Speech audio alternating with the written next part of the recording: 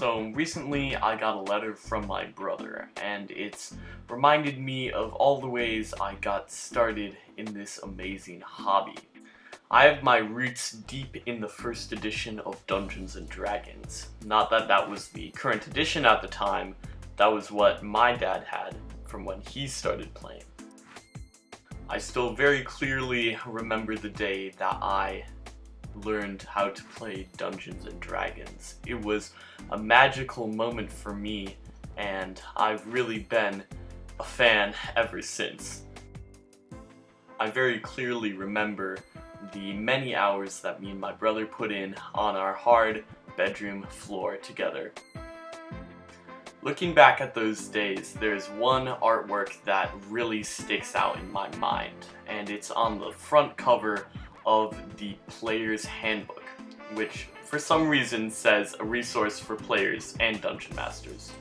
Some weirdly nostalgic part of my brain wonders what happened to these adventures after first edition was no longer a popular choice. And today I'm going to bring that weird musing into reality. I've thought about this way too often, and my conclusion is the gem from the idol's face must have been cursed and ended up with both of them dead. So I grabbed some skeleton bits and started hacking.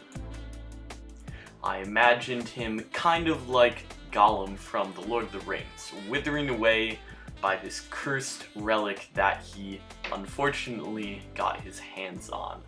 I imagined him sitting up against the rock as the rest of his life energy flowed away out of his body and into this gem. What I really love about the first edition of Dungeons and Dragons is its open-endedness, but also its depth. They have rules for every conceivable scenario, and even though sometimes it gets a bit heavy, it can be really liberating to not have to deliberate and figure out a rule set for all of these. You know that it's already been decided. If this were 5th edition art, there would probably be an entire canonical backstory to it. And what I love about 1st edition is there's not as much of that. There's open-endedness that allows you to tell your own story in this world. Reposing this model was an enormous chore. I first thought that I would connect the limbs with wires, but drilling holes in this plastic was actually really difficult for some reason. After adding wires, I accidentally cut them too short, and they weren't going to be able to work out the way I wanted them to. So I decided to fall back to green stuff. This created really messy joints, but it's okay. I feel like this kind of goes along with first edition's aesthetic. That it's a bit rough, it's a bit whimsical, and at the end of the day, it's just about the stories you tell and the fun you have telling them. I wanted the base of this little diorama terrain piece to feel like that of a classic dungeon crawl, with rocky floors and deep, dark caves. This is something I remember very fondly from my early D&D days. There was a dungeon that my brother made that we would always die every time on. It was a bit of a contest to see how deep into the dungeon we could get without dying. This was an incredibly therapeutic piece for me to make.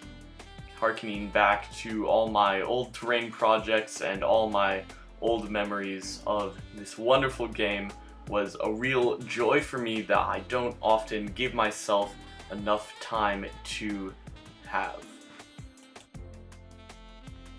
If you were to make any piece of terrain or paint any miniature, I would tell you just to find something that inspires you and something that you love, because at the end of the day, it's an incredibly enjoyable experience to take something you want to make and something that you can tell a story about and take it from nothing and turn it into something that you can put on the table and show your friends. Everyone has something they're passionate about, but an important skill is being able to take that passion and break it down into the aspects that really matter to you. That's the skill of an amazing builder, and it's something that I try to hone every day. It's been fun. See you next week, maybe? We'll see.